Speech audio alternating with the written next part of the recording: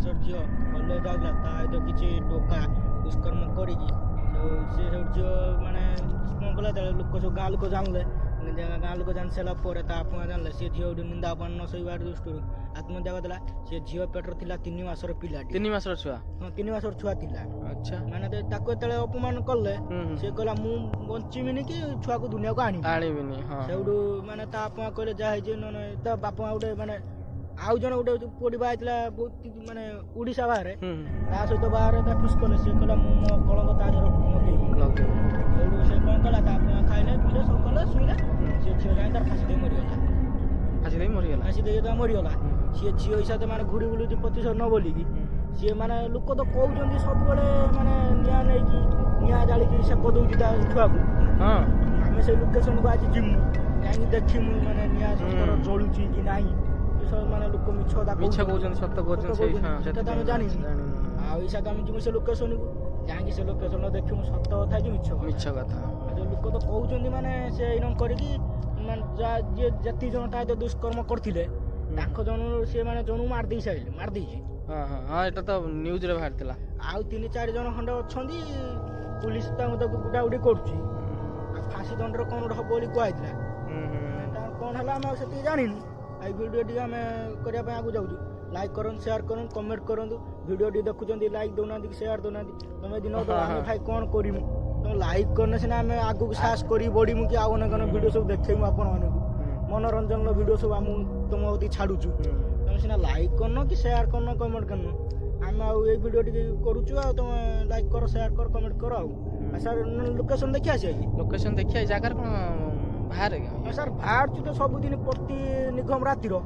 ସେ କିଏ ଦି ଲୋକ ଯଦି ପରିସା ଟିକେ ଉଠିବେ ମାନେ କିଏ ଆଉ ଟିକେ କ'ଣ କାମରେ ଆଇଥିବ ସେ ନିଆଁ ଟିକେ ଜାଳିକି ସେକ ଦଉଥିବ ତା ଛୁଆକୁ।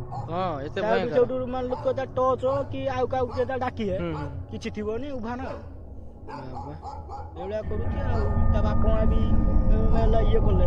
ତା ବାପା ମା କହିଲା ମୋ ଝିଅକୁ ଯୋଉଳିଆ କରୁଛନ୍ତି ତାଙ୍କର ଅନିଷ୍ଟ ସେ କରିବେ। ମୋ ଝିଅକୁ ଆତ୍ମା ନ ମିଳିଲା ଯା ମୁଁ ଖୁସି ହେବି।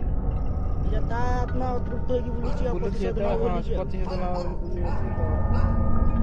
ଆମେ ଜାଗା ତ ସାର୍ ଭୟାନକ ଲାଗୁଛି।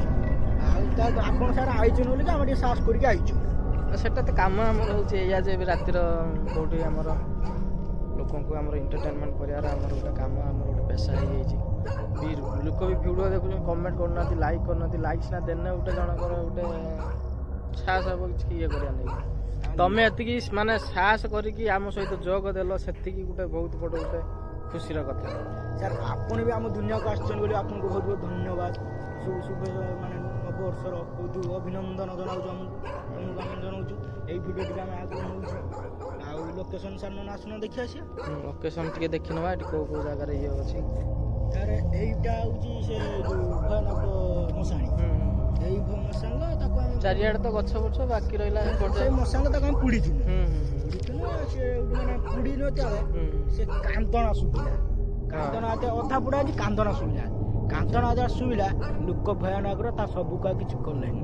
ପଳେଇ ଆସିଲେ ଯେମିତି ସିଏ ସାଥେ ମାନେ ପ୍ରତିଶୋଧ ନ ବୋଲି ଘୁରି ବୁଲୁଛି ଆଉ ଅଧେ ପୁଡ଼ା ଅଧେ ମଣିଷ।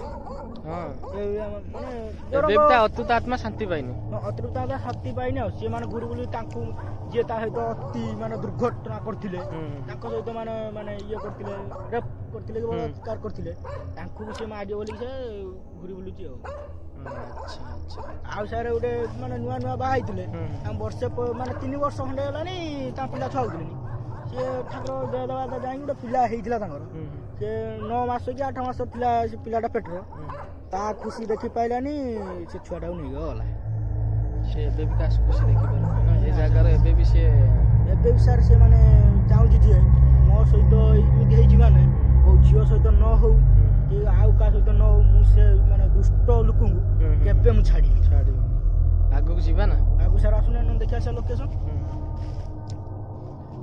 ଚାଲ ଆଗକୁ ଚାଲ। ଏଇସବୁ ଦେଖିପାରୁଥିବେ ଟୋଟାଲ ବିଲ କୁହନ୍ତି ସାର୍। ଏଇ ବିଲକୁ ଆମେ ଆସୁ ଚାଷ କରିବା ପାଇଁ। ଯେତେବେଳେ ମାନେ ପାଣି ଯେତେବେଳେ ଗୋଟେ ବର୍ଷ ଯେତେବେଳେ ନ ହେଲା ବର୍ଷା ମରୁଡ଼ି ପାଲଟି ଗଲା ବିଲ। ଆମେ ସାର୍ ଏଠି ଆଇଥିଲେ ଆମ ବାପା ଭାଇ ସବୁ ଆଇଥିଲେ ପାଣି ଦେବା ପାଇଁ।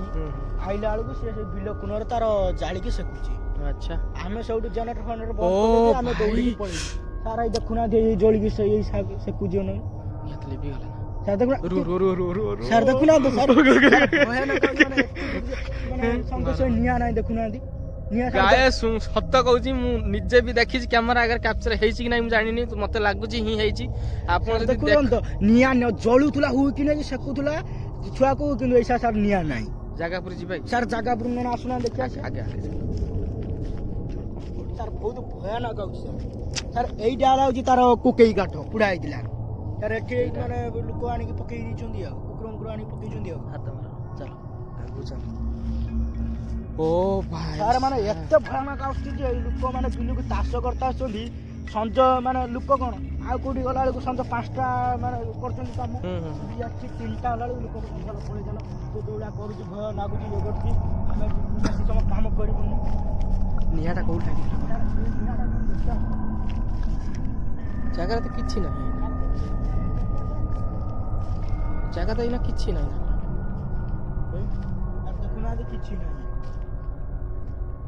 ନିଆଁ ଲାଗିଥିଲା କିନ୍ତୁ ନିଆଁ ଲାଗିନାହିଁ ଦେଖୁନା ସାର୍ କିଛି ନା ପୁରା ସଫା ଜାଗା ଏ ଜାଗାରେ ଆଉ ଟିକେ ପରେ ନିଆଁ ଲାଗିଥିଲା ତ ଏବେ ଦେଖନ୍ତୁ କିଛି ନାହିଁ କଣ କହିବ ଏଇ ଜାଗାକୁ ଆସିଲା ବେଳକୁ ମୋ ଦେହ କିଛି ଆଉ ମାନେ ଥରୁଛି ଟୋଟାଲ ଗୋଟା ପଣି ସାର୍ ଦେଖୁନାହାନ୍ତି ମୋ ଦେହ ହାତ ସାର୍ ଝାଳ ବୋହିଗଲାଣି କୋଳ ସାର୍ ହେଇଗଲାଣି ଡରର ମୁଣ୍ଡ ହିଁ ମୋର କଣ ହେଇଛି ସେ ନିଆଁ ଦେଖିଲା ବେଳକୁ ନିଆଁ ସତ ମୁଁ ଦେଖିଛ ନା ନିଆଁ ଲାଗି ସାର୍ ମୁଁ ପୁରା କମ୍ପଲସରି କହୁଛି ଯେ ମୁଁ ନିଆଁ ଦେଖିଛି ସେ ସେକୁଥିଲା ଆଜି ତାକୁ ଏଟା ତ ମୁଁ ତ ଆଜି କେବେ ବି ମୋ ଲାଇଫରେ କେବେ ଏମିତି ଦେଖିନଥିଲି ଆଜି ମୁଁ ଫାର୍ଷ୍ଟ ଟାଇମ୍ ପାଇଁ ଦେଖି ସତ କହୁଛି ଗାଇସ୍ ଯଦି କ୍ୟାମେରାରେ କ୍ୟାପଚର ହେଇଛି ତାହେଲେ ଆପଣମାନେ ଯଦି ଦେଖିଛନ୍ତି ତାହେଲେ କମେଣ୍ଟ କରିବେ। ଏଇ ଜାଗାରେ ନିଆଁ ଲାଗିଥିଲା ଏବେ ବି ଦେଖ ନିଆଁର କୌଣସି ଗୋଟେ ଅଙ୍ଗାର ବୋଲି ଗୋଟେ କିଛି ଜିନିଷ ହିଁ ନାହିଁ ଦେଖିପାରୁଥିବେ ମୁଁ କ୍ଲିୟର ଦେଖଉଛି କ୍ଲିୟର ହିଁ ଦେଖଉଛି ଗୋଟା ନିଆଁ ବୋଲି ଗୋଟେ କିଛି ଇଏ ନାହିଁ କ'ଣ କରିବା ଆଗକୁ ଯିବା ନା ଏମିତି ନା ସାର୍ ଭୟ ଲାଗୁଛି ଆଗକୁ ଯଦି ଆପଣ ଯଦି ସାହସ କରିବେ ତାହେଲେ ମୁଁ ସାହସ କରି ମାନେ ଯିମି ଆଉ ଆଗକୁ ତ ଯିବାକୁ ବୋଲି ସାହସ ହଉନାହିଁ ସାର୍ ନହେଲେ ସାହସ କରି ଯିବା କି ସାର୍ ଯିବା କି କିଛି ସାଉଣ୍ଡ ଶୁଭୁଛି ସାର୍ ସାଉଣ୍ଡ ମାନେ ଝରଝର ହେଲା ଭଳିଆ ଶୁଭୁଛି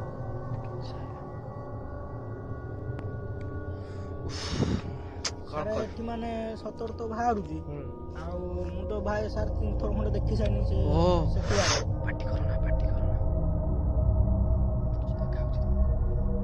ପଛରେ ତ ନିଆଁ ଜଳିଲାଣି ଦେଖାଯାଉଛି ନିଆଁ ଜଳିଲାଣି ନୁ ନିଆଁ ଜଳୁଛି ସାର୍ ନିଆଁ କ'ଣ ଜଳି ସାର୍ ତା ଛୁଆକୁ ସେକୁଛି ନା ସାର୍ ଜମା ମାରୁନି ସାର୍ ତା ଛୁଆକୁ ସେକୁଛି ନା ସାର୍ ଭୟ ନେଇଗଲାଣି ଚାଲ ପଳେଇ ଆଣୁ ସାର୍ ପଳେଇ ଆସ ପାଖକୁ ଯିବା କି ନହେଲେ ଆସୁନ ପାଖକୁ ଲୋକେସନଟା ଦେଖି ଆସିବା କ'ଣ ହଉଛି ଏଠି କୁକୁର ସାର୍ ଦେଖୁନା ସାର୍ ଧକେଇକି କାନ୍ଦୁଛି ନା ତା ଛୁଆ